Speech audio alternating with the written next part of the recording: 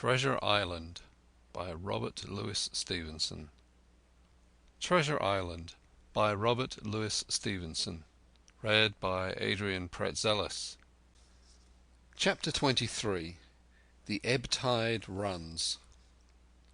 The Coracle, as I had ample reason to know before I was done with her, was a very safe boat for a person my height and weight, both buoyant and clever in a sea way.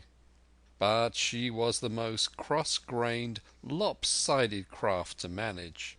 Do as you pleased, she always made more leeway than anything else, and turning round and round was the manoeuvre she was best at. Even Ben Gunn himself has admitted that she was "queer to handle till you knew her way." Certainly I did not know her way. She turned in every direction but the one I was bound to go. The most part of the time we were broadside on, and I am very sure I never should have made the ship at all but for the tide.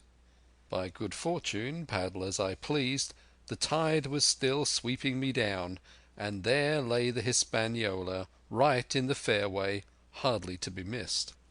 First she loomed before me like a blot of something yet blacker than darkness.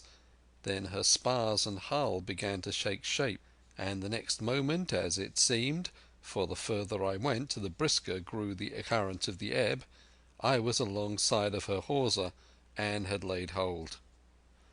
The hawser was as taut as a bowstring, and the current so strong she pulled upon her anchor. All round the hull in the blackness the rippling current bubbled and chattered like a little mountain stream.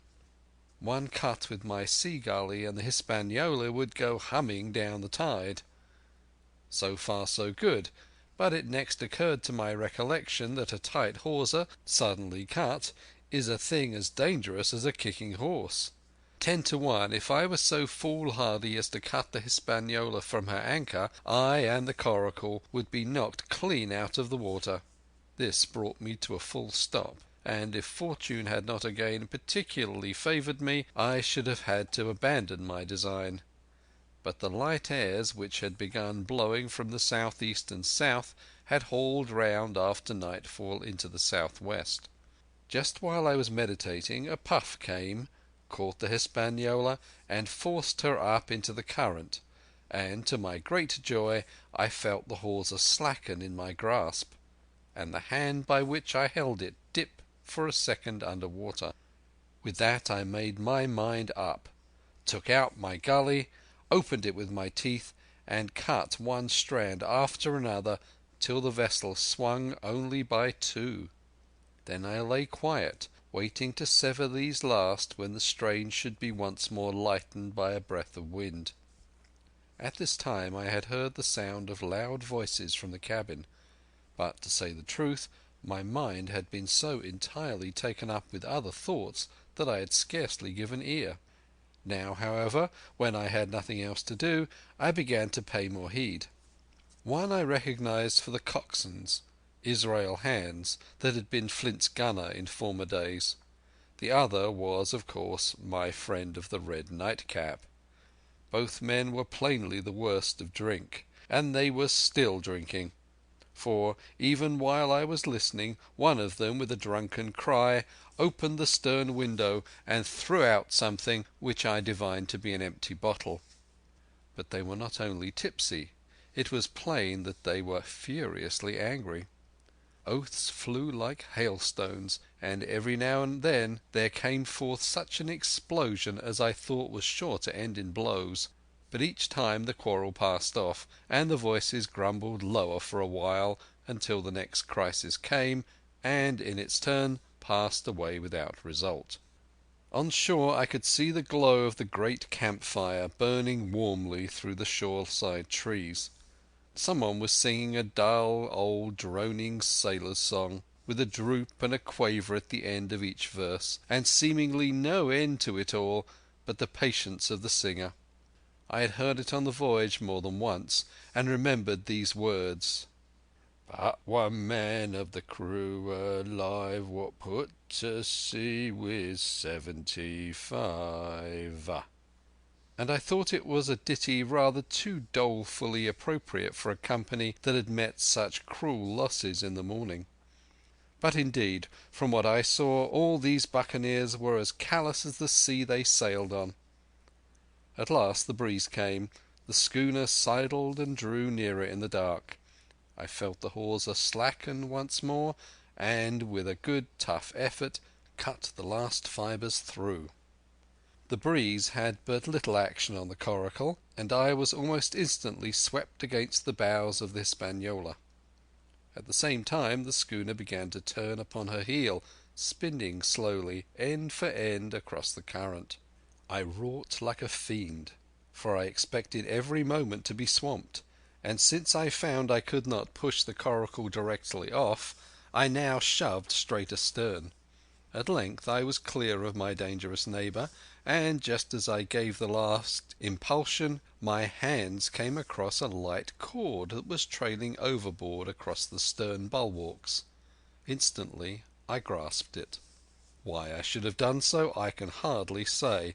It was at first mere instinct, but once I had it in my hands and found it fast, curiosity began to get the upper hand, and I determined I should have one look through the cabin window. I pulled in hand over hand on the cord, and, when I judged myself near enough, rose at infinite risk to about half my height, and thus commanded the roof and a slice of the interior of the cabin. By this time the schooner and her little consort were gliding pretty swiftly through the water. Indeed, we had already fetched up level with the campfire. The ship was talking, as sailors say, loudly, treading the immeasurable ripples with an incessant weltering splash, and until I got my eye above the window sill I could not comprehend why the watchman had taken no alarm. One glance, however, was sufficient, and it was only one glance that I durst take from that unsteady skiff. It showed me Hans and his companion locked together in deadly wrestle, each with a hand on the other's throat. I dropped upon the thwart again, none too soon, for I was near overboard. I could see nothing for the moment but these two furious, encrimsoned faces swaying together under the smoky lamp, and I shut my eyes to let them grow once more familiar with the darkness. The endless ballad had come to an end at last, and the whole diminished company about the campfire had broken into the chorus I had heard so often. 50 men on the dead man's chest, yo-ho-ho, and a bottle of rum. Drink and the devil have done for the rest. Yo-ho-ho, and a bottle of rum. I was just thinking how busy Drink and the Devil were at that very moment in the cabin of the Hispaniola when I was surprised by a sudden lurch of the Coracle. At the same moment she yawed sharply and seemed to change her course. The speed in the meantime had strangely increased. I opened my eyes at once.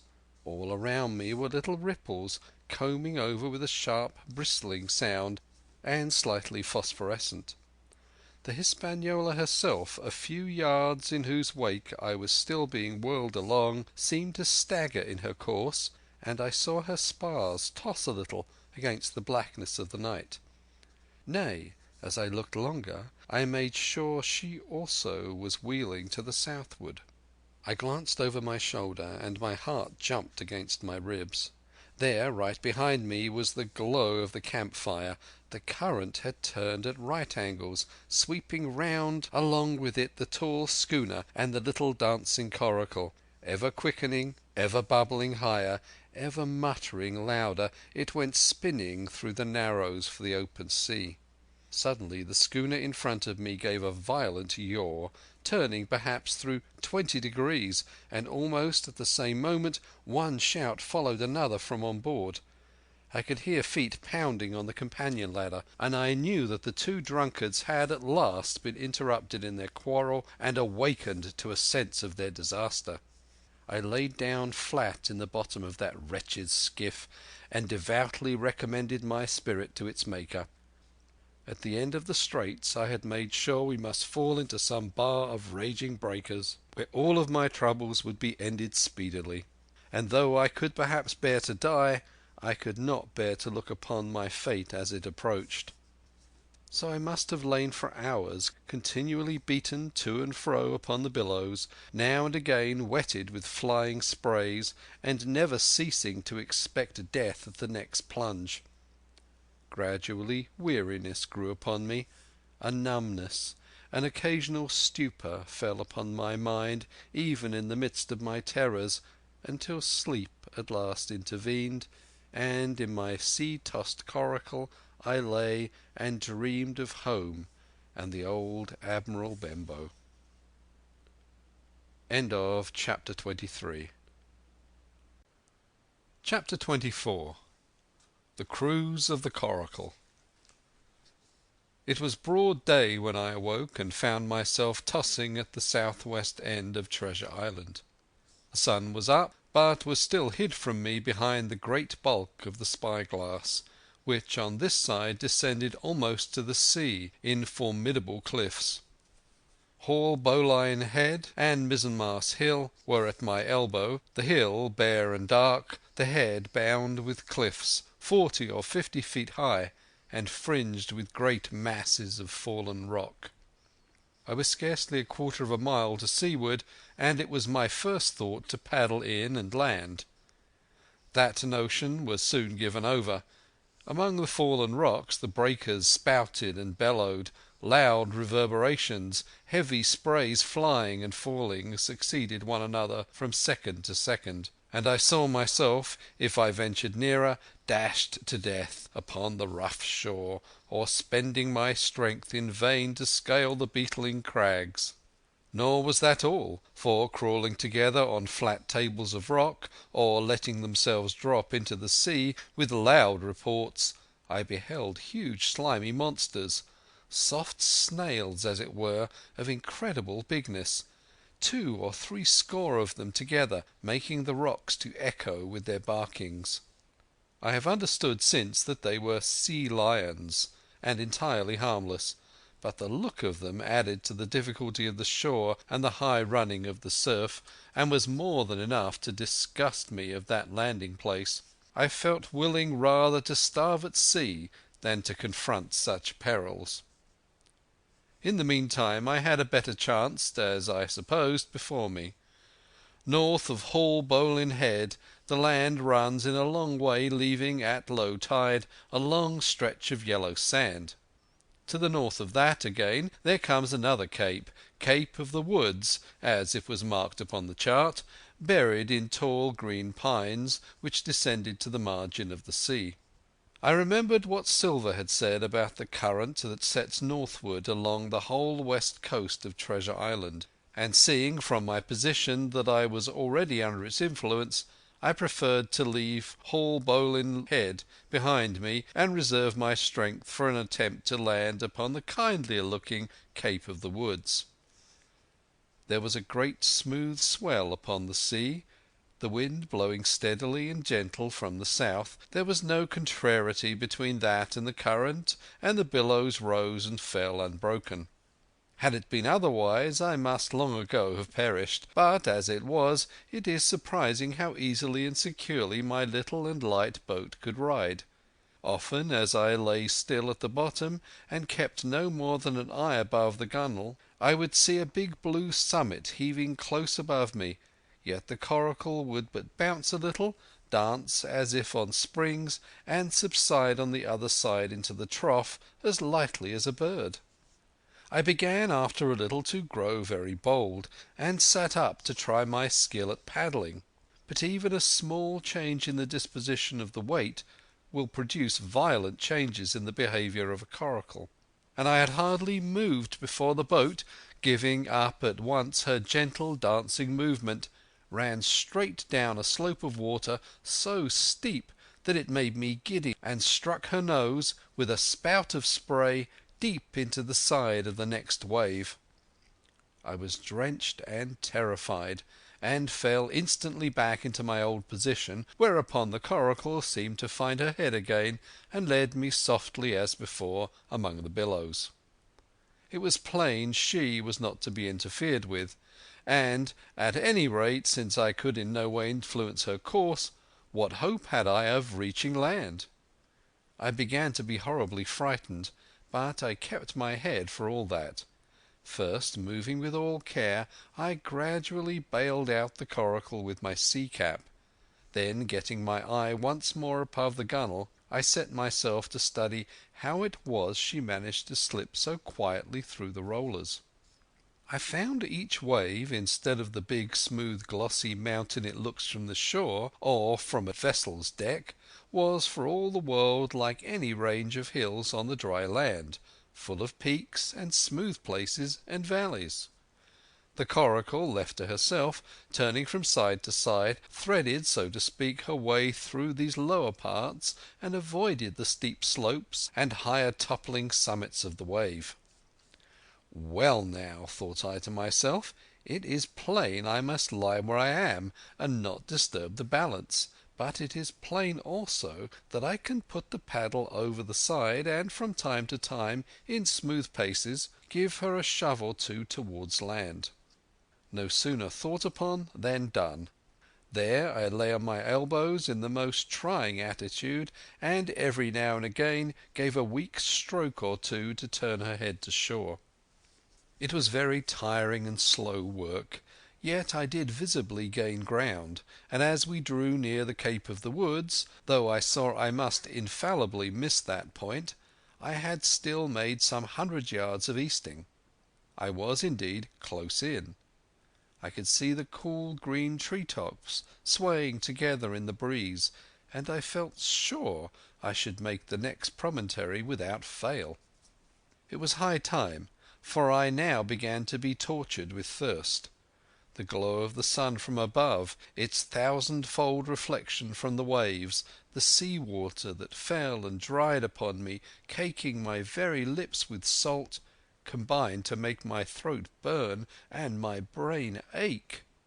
The sight of the trees so near at hand had almost made me sick with longing, but the current had soon carried me past the point, and as the next reach of sea opened out, I beheld a sight that changed the nature of my thoughts.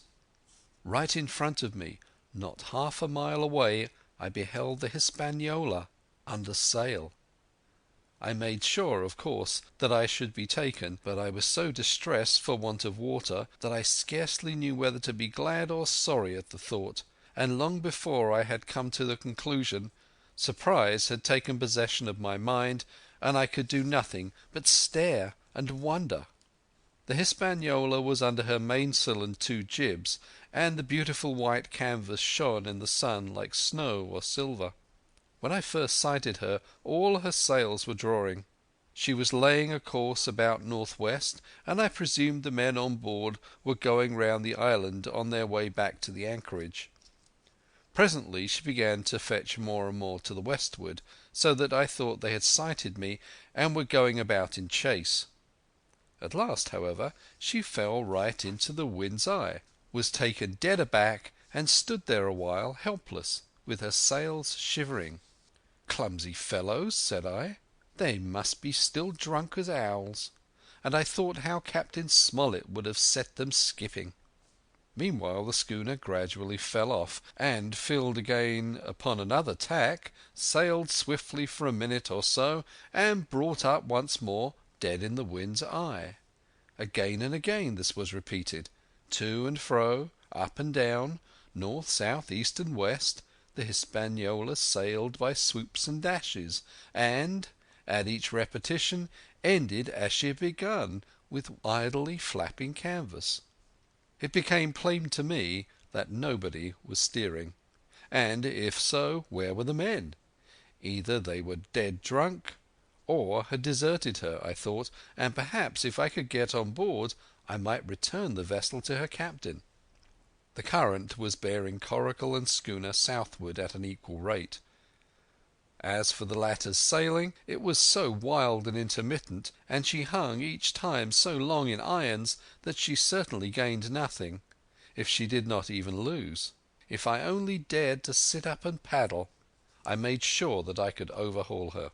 The scheme had an air of adventure that inspired me, and the thought of the water breaker beside the fore companion doubled my growing courage. Up I got, was welcomed almost instantly by another cloud of spray, but this time stuck to my purpose and set myself with all my strength and caution to paddle after the unsteered Hispaniola. Once I shipped a sea so heavy that I had to stop and bail, with my heart fluttering like a bird, but gradually I got into the way of the thing, and guided my coracle among the waves, with only now and then a blow upon her bows and a dash of foam in my face. I was now gaining rapidly on the schooner.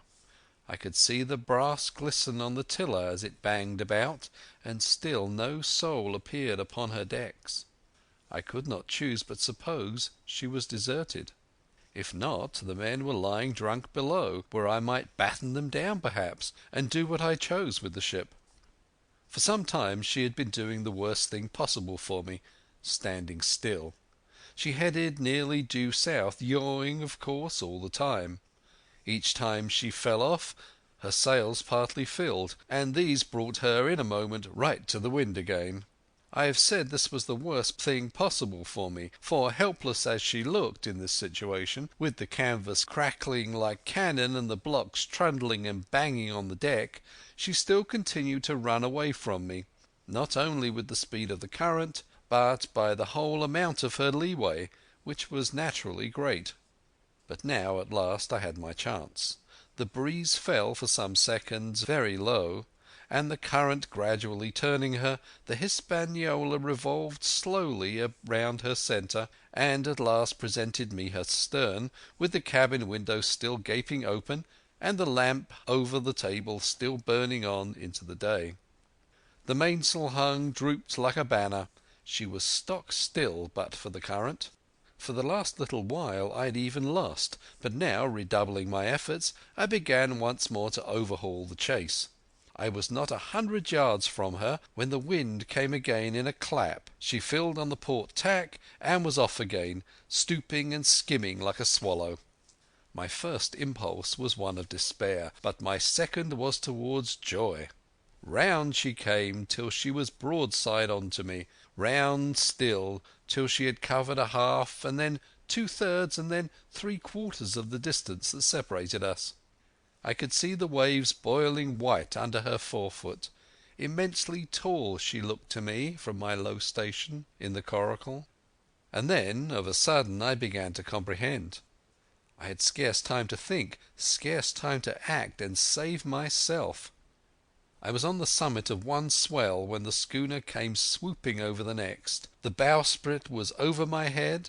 I sprang on my feet and leapt, stamping the coracle under water. With one hand I caught the jibboom, while my foot was lodged between the stay and the brace, and as I still clung there panting, a dull blow told me that the schooner had charged down upon and struck the coracle, and that I was left without retreat on the Hispaniola. Chapter 24